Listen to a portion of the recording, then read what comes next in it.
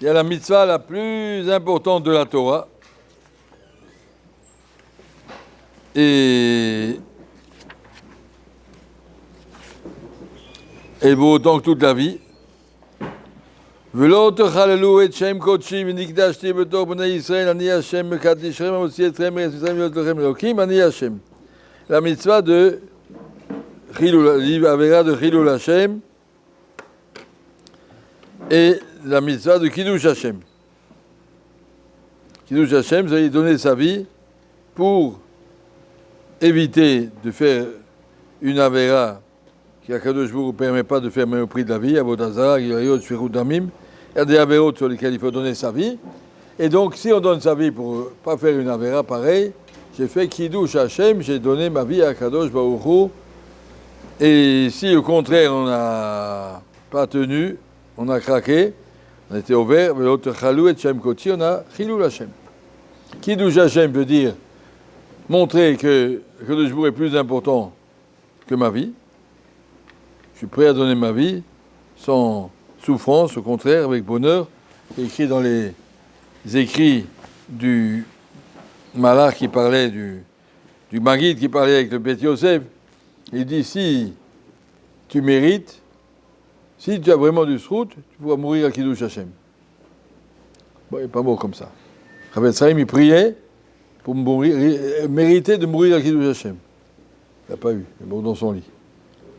Ça a servi, la tefila a servi à son Talmid, Rabbi Chonon, qui a été pris au milieu du chiour par les Allemands qui l'ont fusillé au milieu de son chiour. Kiddush Hashem.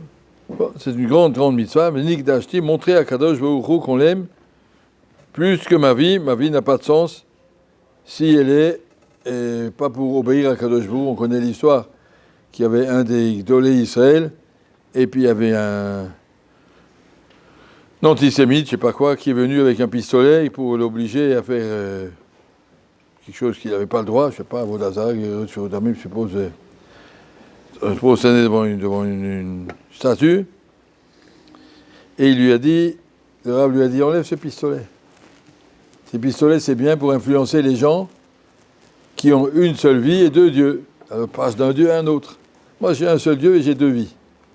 Alors tu me prends ça, je continuerai là-bas. De toute façon, je ne vais pas changer de vie de Dieu, je vais changer simplement de vie. Alors, ton pistolet ne me fait pas peur, enlève-moi ça, ça dérange. Voilà. Donc simplement pour dire que la mitzvah de Kiddush Hashem est une mitzvah qu'un homme doit rêver de pouvoir mériter, en tout cas, comme un juif doit vivre Kiddush Hashem. Pas toujours Kiddush Hashem peut donner sa vie, il y a des fois d'autres choses qu'on peut donner à Kadosh Baruch Hu, montrer à Kadosh Baruch Hu, je suis capable de renoncer à quelque chose parce que tu me l'as demandé. Ça, c'est Kiddush Hashem. Des choses qu'on aurait bien voulu, non, Hashem, il ne veut pas, j'aime Hashem plus que je m'aime à moi-même. Nik Dashti b'tor bnei Israël. Il commence à expliquer dans le passage pourquoi une mitzvah pareille. Amotzi etrem etzraim. Je suis sorti d'Égypte. Quel rapport avec la sortie d'Égypte? Amotzi etrem etzraim liot lachem lelokim ani Hashem. Je suis sorti d'Égypte parce que je veux être. Pourquoi je vais sortir d'Égypte? Pour être votre Dieu. Ani Hashem. Je suis sorti d'Égypte seulement pour ça. Je n'ai pas sorti d'Égypte parce que j'avais pitié de pauvres gens opprimés, qu'il faut les sortir. Bon, maintenant vous êtes libres, faites ce que vous voulez. C'est pas ça. Je vous ai mis en Égypte. C'est Hashem qui nous a mis. Il nous a prévenu à l'avance. Je vais vous mettre en esclavage. Pourquoi il nous a mis en esclavage? Pour apprendre à baisser la tête. Pour apprendre à accepter qu'on a des choses qui sont au-dessus de notre volonté. Un esclave, il réfléchit pas s'il a envie ou pas envie. Il a un patron, il fait ce qu'on lui dit. Et un juif doit vivre comme ça. Je vous ai sorti d'Égypte pour que vous compreniez Avada Hem. Vous êtes mes serviteurs puisque je vous ai sorti d'Égypte. C'était le but de la sortie d'Égypte, la condition de la sortie d'Égypte, c'était ça, pour que vous puissiez faire Kiddush Hashem. Et le parachat de Hémor, dit le Sfat Emet, elle tourne sur les trois dimensions. En français, on dit le monde a trois dimensions, longueur, largeur et hauteur. Dans la Torah, c'est trois dimensions, Olam, Shana, Nefesh. Olam, Shana, Nefesh, ça veut dire, je te dis un mot que tu ne connais pas, on va dire une autruche. Qu'est-ce que c'est une autruche? Olam, dis-moi où c'est que ça se trouve. Shana, quand c'est que ça se trouvait? Peut-être c'est un truc il y a 3000 ans. Nefesh, qu'est-ce que c'est comme espèce d'individu? Quand je te dis Napoléon, tu veux me situer Napoléon, Olam, où il était. Shana, quand il était, Nefesh, quel genre de bonhomme il était. Chacun, il se définit par un espace à 3 dimensions, Olam, Shana, Nefesh. Ashano, Shetevot, Ashan, c'est Maral qui explique toute la Bria, tout, chacun, chaque chose se définit, Olam, où tu es, quand tu es, qui tu es. Olam, Shana, Nefesh. Avec ça, je définis une personne. Et la paracha de Hémor, c'est la définition de ces 3 choses. Premièrement, ça commence par les Kohanim. Un homme doit savoir qu'il y a des gens qui ont un Nefesh plus supérieur à moi, que je dois me reconnaître qu'ils ont une supériorité. Eux, ils sont Kohen, moi, je ne suis pas Kohen. Pourquoi je ne suis pas Kohen? Kadosh Baruch il a choisi. Avdil est très minami, Avdil, après ça a marqué, Avdil ben Kodesh Lechol, ben Israël, Amim, c'est marqué aussi, ben Israël, entre les Kohanim et les Levim, entre les Levim et l'Am Israël. Dalti Otam, je les ai choisis. Les Kohanim, pourquoi? Je dois reconnaître les choix d'Akadosh Baruch Hu. Shana, après la paracha continue. Donc d'abord, le niveau du Nefesh, les Kohanim. Au niveau du Shana, c'est toutes les fêtes qui sont marquées là-dedans. Toutes les fêtes, il y a des moments de l'année où Akadosh Baruch Hu est différent et se dévoile de façon différente et on doit le servir de façon différente. Ça ne dépend pas que de moi. Un monsieur qui décide un mardi matin, aujourd'hui je veux faire Shabbat. Aujourd'hui je veux faire Pessah. Ça ne marche pas.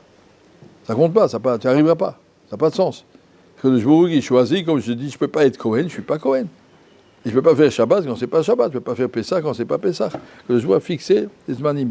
Dans le temps aussi, le temps est dans les mains d'Akadosh Baruch Hu pour dire ça c'est un temps plus supérieur.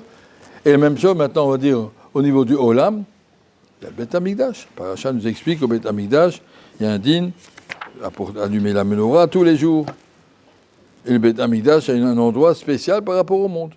Dans le monde entier, on peut se promener quand on est tamé. Au Beth Amikdash, si tu es tamé, tu ne rentres pas. Il y a des choix qu'Akadosh Baruch Hu a fait dans la dimension du Olam, Beth Amikdash, Shana, dans les fêtes, dans le Shabbat, Nefesh, il y a des personnes, il y a des Kohanim, des Kohen Gadol, c'est des choix d'Akadosh Baruch Hu, ce pas des choix de l'homme. Akadosh Baruch Hu a créé. Et là, pour nous montrer quel rapport avec la menorah qui suit juste après les fêtes. Pourquoi? Juste après qu'on a terminé de parler de Pessah, Shavuot, Sukkot, dans tous les détails, après on dit n'oubliez pas d'allumer la menorah tous les jours. De même que dans le Shana, il y a des lumières. Les fêtes, c'est nos lumières dans l'année. Il y a un moment où toute l'année, l'Avdil, elle est monotone, elle passe comme ça.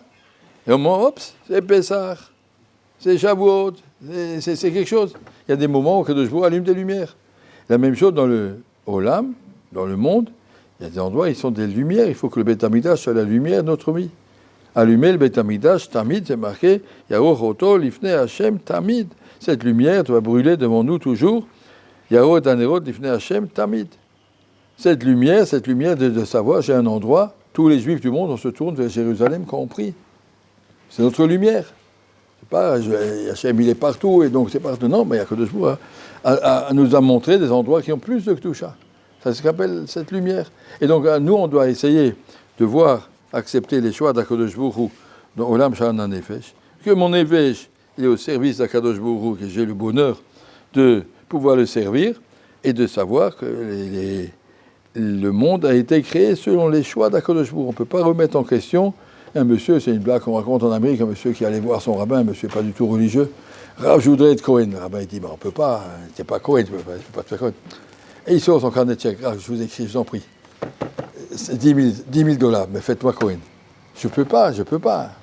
Bon, il a insisté, à la fin, il fait $100 000. Bon, il dit, bon, d'accord, écoutez, donnez-moi le chèque, je vous fais Cohen, c'est bon. Après, il dit, mais pourquoi vous voulez tellement être Cohen? Mais parce que mon père était Cohen, mon grand-père était Cohen, moi aussi, je voulais être Cohen.